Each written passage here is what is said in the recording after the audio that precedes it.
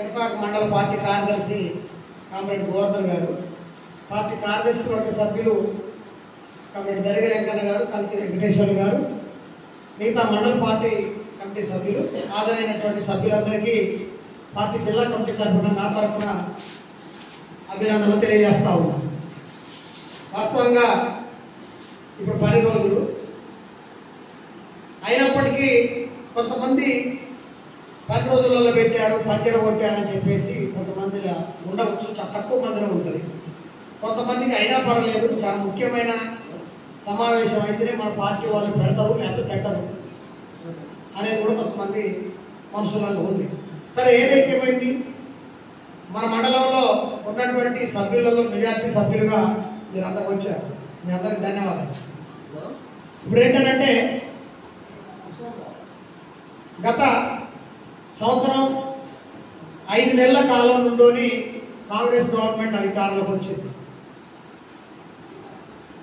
సంవత్సరం 5 నెలలు అవుతుంది. అంతకుముందు TRS party, BRS party, KCR గారు ముఖ్యమంత్రిగా 9 సంవత్సరాల 6 నెలల కాలంలో 6 నెలల కాలం మన రాష్ట్రాన్ని పరిపాలన చేశారు. సరే, ఎట్లా పరిపాలన చేశారు ఏంటి అనేది మీ అందరికీ తెలుసు. ఆ ప్రభుత్వం మీద ప్రజల్లో వ్యతిరేకత వచ్చి కాంగ్రెస్ పార్టీ ఇచ్చినటువంటి అమలు ఏదైతే వాగ్దానాలు చేశారో ఆ వాగ్దానాలను నమ్మి కాంగ్రెస్ పార్టీ అధికారంలోకి ప్రజలు అధికారం కట్టబెట్టారు. వాళ్ళు 6 గ్యారంటీలు, ముఖ్యమంత్రి ఏమనుకుంటూ రేవంత్ రెడ్డి 6 గ్యారంటీలు అంటా ఉన్నారు. కానీ ఒక గ్యారంటీ ఉంటే దాని కింద 3 గ్యారంటీలు ఉన్నాయి.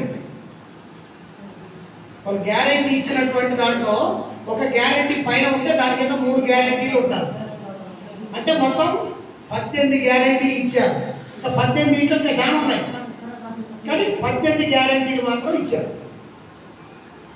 ఈ 18 గ్యారంటీలలో పూర్తి స్థాయిలో అమలైనటువంటిది గ్యారంటీ ఏంటంటే ఫ్రీ బస్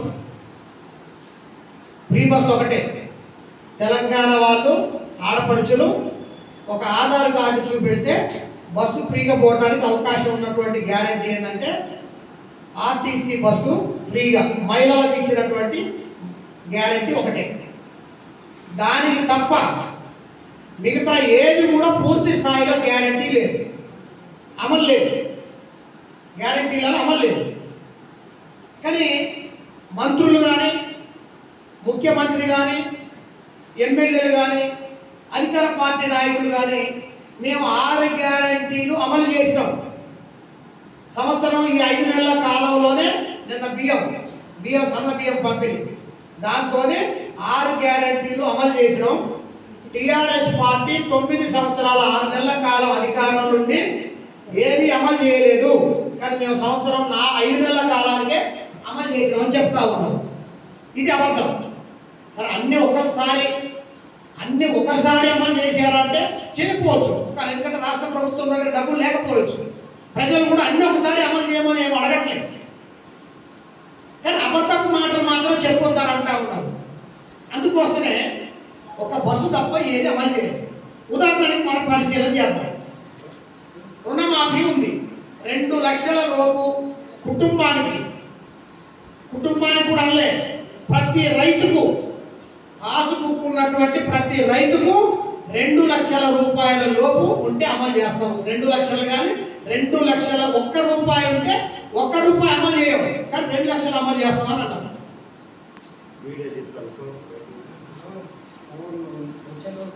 2 లక్షలు 1 రూపాయి ఉందనుకో, ఎవరికైనా కల్తీ వెంకటేశ్వరకు 2 లక్షలు 10,000 ఉంది. 10,000 నువ్వు కట్టుకో, 2 లక్షలు మేము అమలు చేస్తాం అని చెప్పారు. అంటే రైతుకు 2 లక్షలు అన్నారు.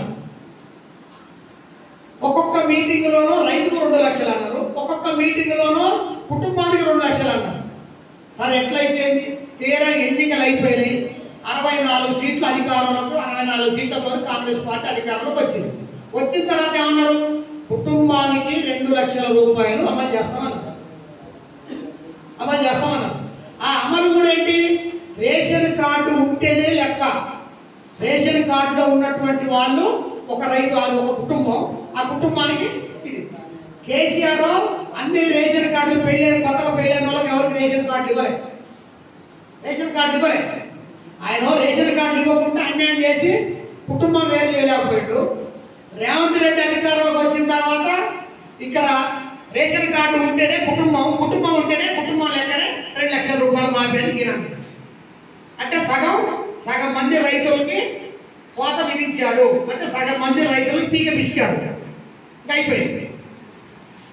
మళ్ళీ అమలు తీరు వచ్చేసరికి సరే ఒక్కసారి అమలు చేయకపోయినా ఒకసారి 50,000 చేశారు, ఒకసారి 1,00,000 చేశారు, ఒకసారి 1,50,000 చేశారు.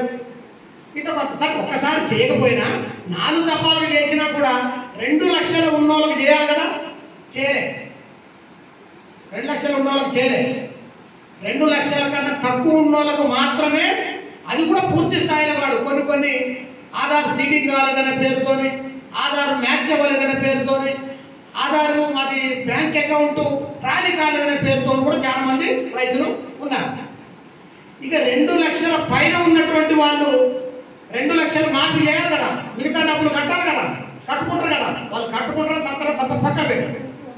కానీ వాళ్లకు ఆ 2 లక్షల పైన ఉన్న వాళ్ళకు ఒక్కరు కూడా అమలు చేయరు.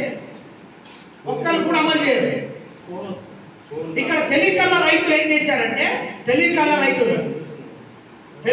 ఏం చేశారంటే 2023 నాటికే, ఎలక్షన్ల నాటికే తెలికల్ల రైతులు ఏం చేశారంటే 2,50,000 ఉందనుకో, దాంట్లో ఆయన ఏం చేసిండారంటే 2 లక్షల రూపాయలు మాఫీ అంటారు కాబట్టి ఆయన 50,000 రూపాయలు కట్టేసాడు. అంటే 60,000 రూపాయలు కట్టేసాడు. 2,50,000 మాఫీ అప్పటికి ఉందనుకో, 60,000 కట్టేసాడు. ఆయనకి ఎంత వచ్చింది? అప్పుడు ఎంత ఉంటుంది?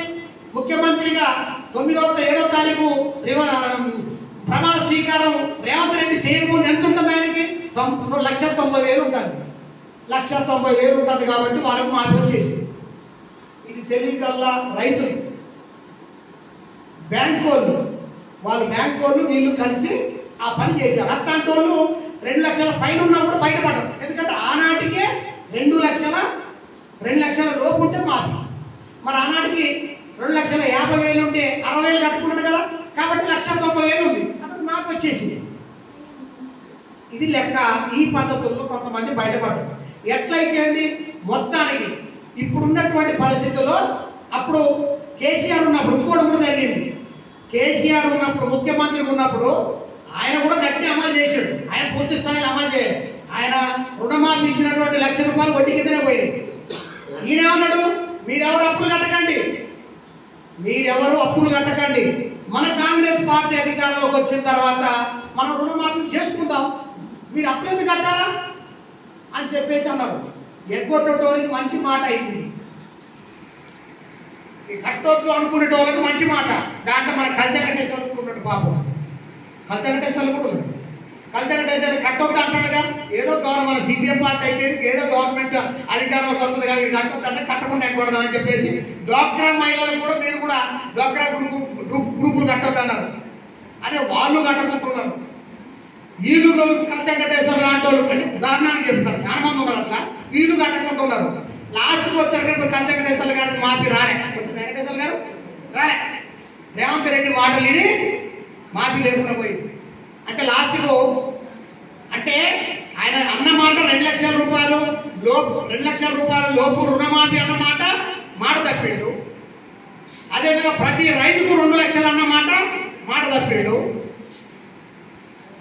మళ్ళీ ఎవరు కట్టొద్దు అనే మాట కట్టకుంటున్నారు. కాబట్టి ఆయన మాటలని రైతులందరూ నిండా మునిగినటువంటి పరిస్థితి ఈనాడు కనపడతా ఉంది.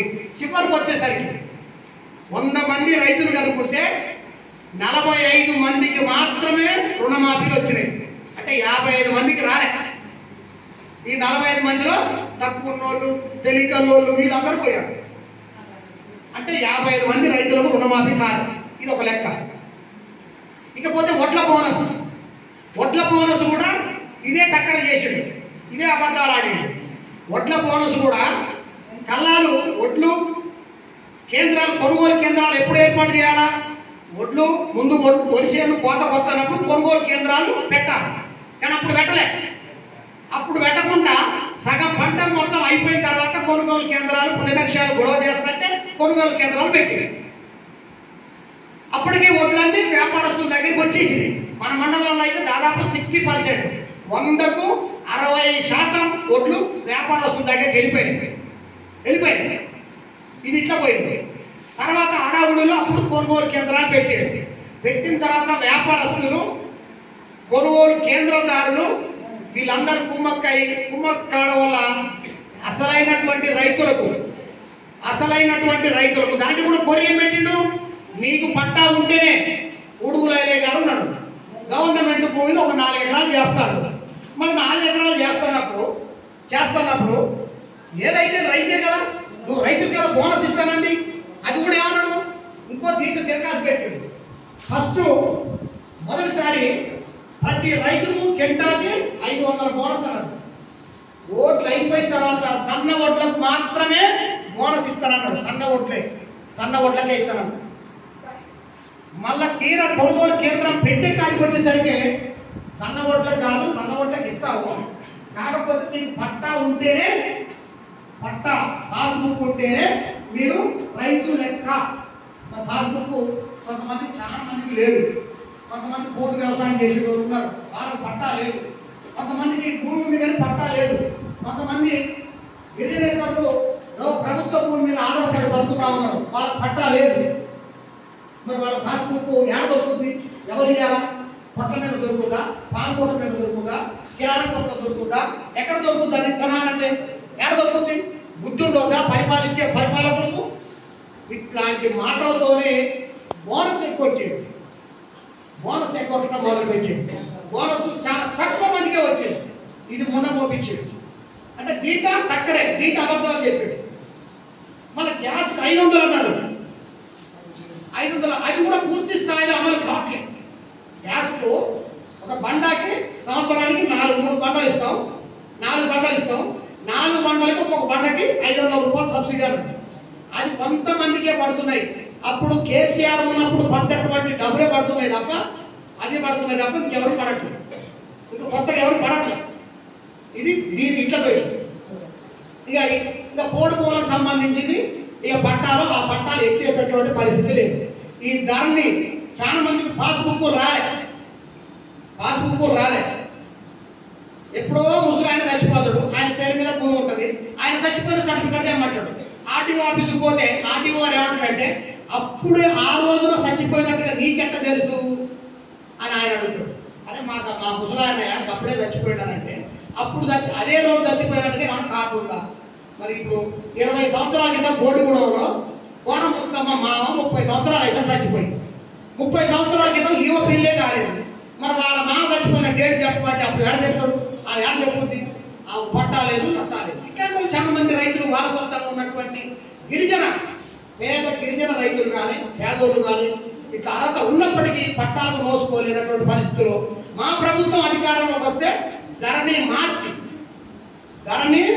పోర్టల్ను మార్చేసి భూమాత తెస్తాం, దానికి బ్రహ్మాండంగా అందరికి పట్టాలు వస్తాయట. రోజు ఇదే కథ.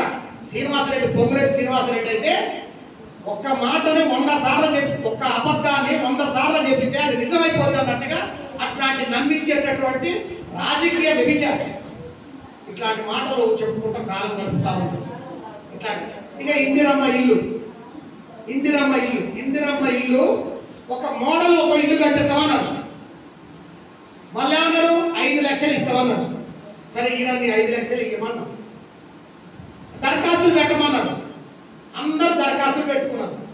దరఖాస్తులు పెట్టుకున్న తర్వాత లేదు మీరు దరఖాస్తులు పెట్టుకున్నారు. గతంలో ఇందిరమ్మ ఇల్లు వచ్చింది, గతంలో రాజశేఖర రెడ్డి ఉన్నప్పుడు ఇందిరమ్మ ఇల్లు వచ్చింది, మీ ఇందిరమ్మ ఇల్లు వేరే వాళ్ళకి అమ్ముకున్నారు కాబట్టి మీకు ఇవ్వవు, ఇప్పుడు కొత్త వాళ్ళకే ఇస్తామన్నారు.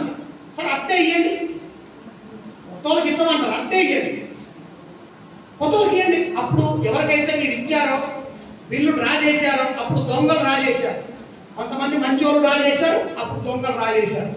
అప్పుడు ఒక రామటెంకి లక్ష్మయ్య ఉదాహరణ. రామటెంకి లక్ష్మయ్య పేరు మీద ఇందిరమ్మ రాజ్యం అంటే అప్పుడు కాంగ్రెస్ పార్టీ అధికారంలో ఉంది. రాజశేఖర రెడ్డి, తర్వాత రోషయ్య, కిరణ్ కుమార్ రెడ్డి 2004 నుంచి 14 వరకు వీళ్ళు ముగ్గురు ముఖ్యమంత్రులు చేశారు. మరి అప్పుడు ఇందిరమ్మ రాజ్యంలో ఉన్నప్పుడు అప్పుడున్నటువంటి నాయకులు ఎవరో, అప్పుడున్నటువంటి నాయకులు ఇప్పుడు కూడా కొంతమంది ఉన్నారు. వాళ్ళందరూ కలిసి కొంతమంది అధికారులను బెదిరించి బ్లాక్ మెయిల్ చేసేసి ఇందిరమ్మ ఇందులో బిల్లులు కాజేశారు. వాళ్ళందరూ ఇప్పుడు నాయకులుగానే ఉన్నారు. ఉదాహరణకి బయ్యారంలో గంగిరెడ్డి వెంకటరెడ్డి బ్రదర్స్ ఉన్నారు. గంగిరెడ్డి వెంకటరెడ్డి బ్రదర్స్ వాళ్ళకు సిమెంట్ తీసుకొని రోడ్లు సీసీ రోడ్లు వస్తే సీసీ రోడ్లు పోసారు. ఇందిరమ్మ సిమెంటు హౌసింగ్, అప్పుడు హౌసింగ్ కార్పొరేషన్ ఉంది. ఆ సిమెంట్ వస్తే ఆ సిమెంట్ తీసుకొని రోడ్లు పోసారు. మేము పట్టుకున్నాం, స్వయంగా మేము పట్టుకొని గొడవ చేసినాం. వాళ్ళు ఇప్పుడు కాంగ్రెస్ పార్టీ నాయకులు. మరి వాళ్ళ దాంట్లో నుంచి ఎవరి పేరు ఏం చేశారు వాళ్ళ హౌసింగ్ వాళ్ళు? ఈ పాయ అనంతమ్మ పేరు మీద ఒక 50 గంటలు, ఒక 10,000 రూపాయలు వాడు తిన్నాడు. 50 గంటల రూపాయలు నిమ్మలెక్కనకి ఇచ్చాడు. నిమ్మలెక్కన ఏం చేశాడు? అమ్ముకున్నాడు బయట. ఇట్ట బెదిరించిన వాళ్ళకల్లా సిమెంట్ ఇచ్చారు. అక్కడ పాయ అనంతమ్మ మీద 10,000 రూపాయలు రాయింది.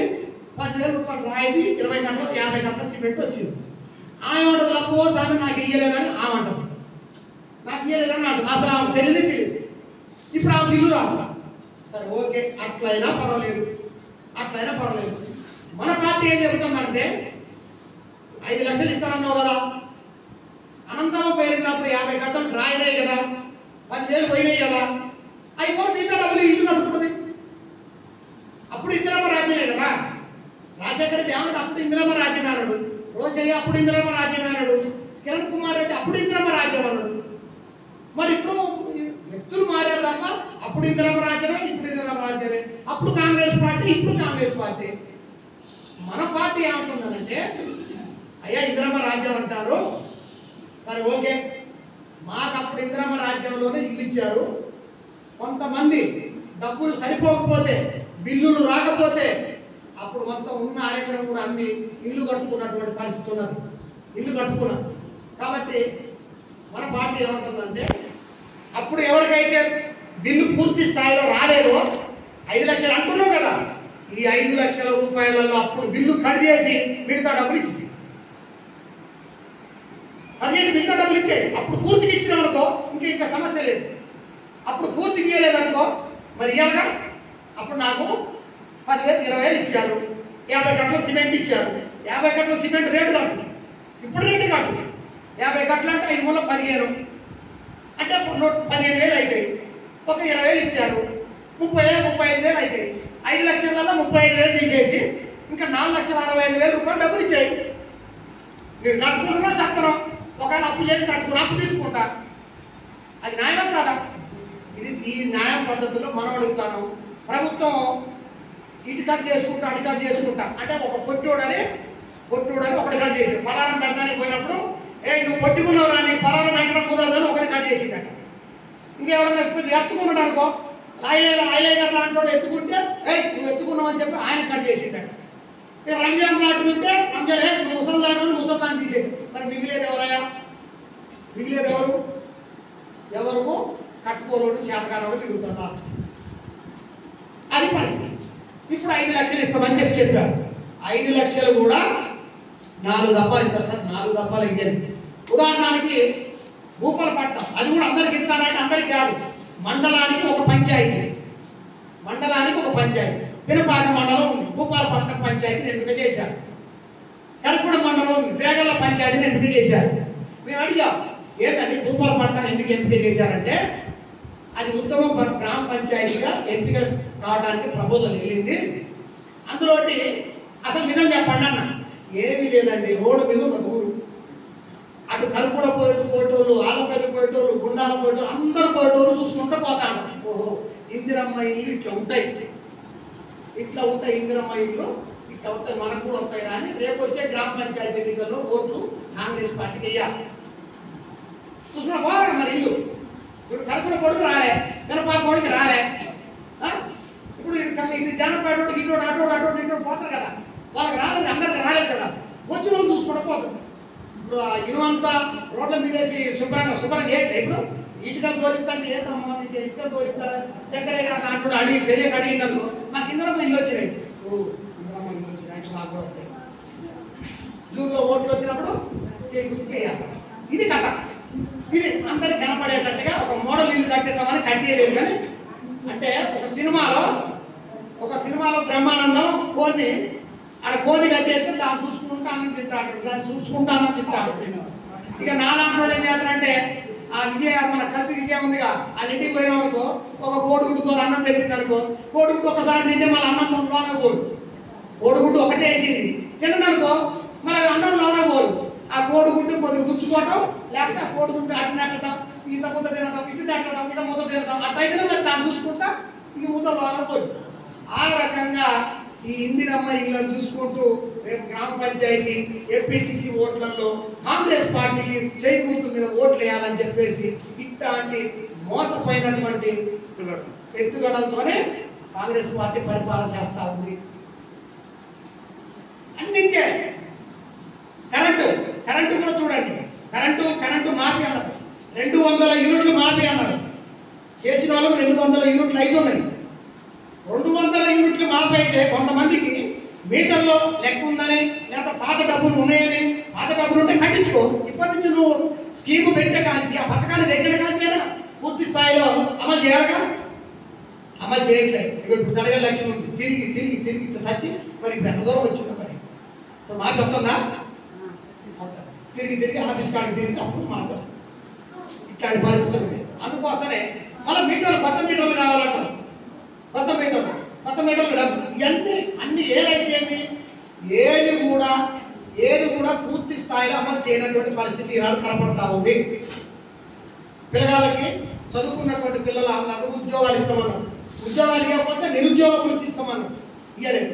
రైతులకు సంబంధించినటువంటి మీకు అందరికీ తెలుసు 15,000 రూపాయలు సంవత్సరానికి 15,000 రూపాయలు రైతు బంధు ఇస్తామని చెప్పేసాను. రైతు పెట్టుబడి పథకం 15,000 ఇస్తామని టక్కర చెప్పి 16 ఇప్పుడు 12,000 ఇస్తామన్నారు.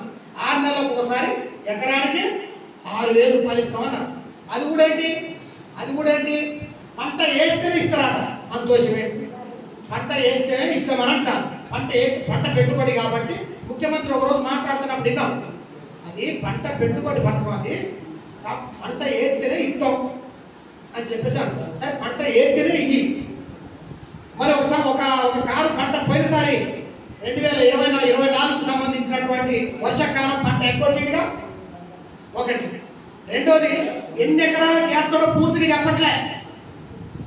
ఎన్ని ఎకరాల కేత ఇప్పటికీ 3 ఎకరాల వాళ్ళకి పడదు.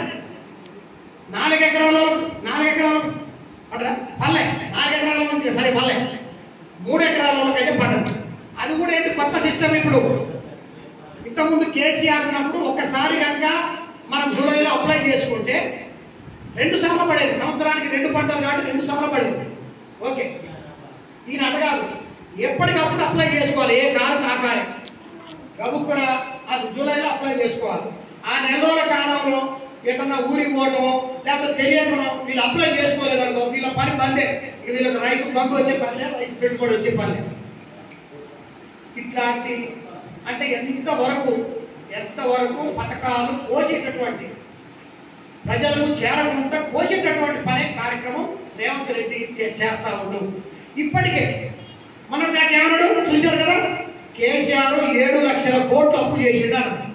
వాడు అప్పు చేసిండనే కదా అతను ఓడించింది, అధికారం పెట్టింది. ఇప్పటికి ఈ సంవత్సరం 5 నెలల కాలంలోనే 1,68,000 కోట్ల రూపాయలు ఇప్పటికీ అప్పు చేసిండు రేవంత్ రెడ్డి. ఇప్పటికి 1,68,000 కోట్ల రూపాయలు చేసిండు. 68,000 కోట్ల రూపాయలు ఎందుకు చేసినవా అంటే కేసీఆర్ అప్పు చేస్తే అప్పు తీరుతాను, అందుకే చేస్తానని చెప్పేసి అంటాడు. నిన్నగాక మొన్న ఎమ్మెల్యేలు కూడా జీతాలు పెంచాడు. అంటే వాళ్ళకు 3,25,000 నెలకు జీతం ఇస్తే సరిపోక మళ్ళీ పెంచాడు. ఇట్లాంటి జరుగుతా ఉన్నా అంటే మనకు టీఆర్ఎస్ గవర్నమెంట్ మంచిది కాదని మనకు అటేకేస్తా ఉండు. మన మనసుని డైవర్ట్ చేస్తుండు, మన మనసును పక్కతో పట్టిస్తా ఉండు. ఒక పక్కన వాళ్ళు చేసేటటువంటి పొరపాట్లు, వాళ్ళ కాంట్రాక్టర్లు ఎలక్షన్ కాగానే ఓట్లు కాగానే 1,600 కోట్ల రూపాయలు పొంగులేటి శ్రీనివాసరెడ్డికి ఇంతకుముందు కాంట్రాక్ట్ చేసిన పెండింగ్ బిల్లు ఇచ్చాడు. 1,600 కోట్లు, 1 రూపాయి కదా 2 రూపాయలు పెండింగ్ ఉన్నటువంటి బిల్లులు 1600 కోట్లు ఇచ్చారు. మీకు అందరికి తెలుసు. ఇసుక ర్యాంపులకు సంబంధించినటువంటి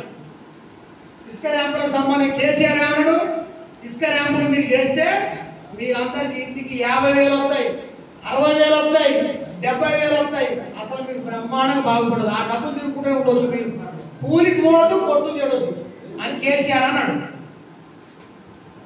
ఈయన వచ్చిన తర్వాత ఇసుక ర్యాంపులు మొత్తం కూడా రద్దు చేసేటటువంటి సొసైటీలు రద్దు చేసి ఆ సిట్టు మొత్తం కూడా ఒకే ఒక కాంట్రాక్టర్, రాష్ట్రం మొత్తం కూడా ఒకే ఒక కాంట్రాక్టర్కి ఇవ్వాలా, అది పొంగులేటి శ్రీనివాసరెడ్డికి ఇవ్వాలని చెప్పేసి శ్రీనివాసరెడ్డి రేవంత్ రెడ్డి సొంతంగా ఆయన మనిషికే ఇచ్చుకోవాలా, చంద్రబాబు నాయుడు మనిషికి ఇచ్చుకోవాలని ఆయన చూస్తా ఉన్నారు.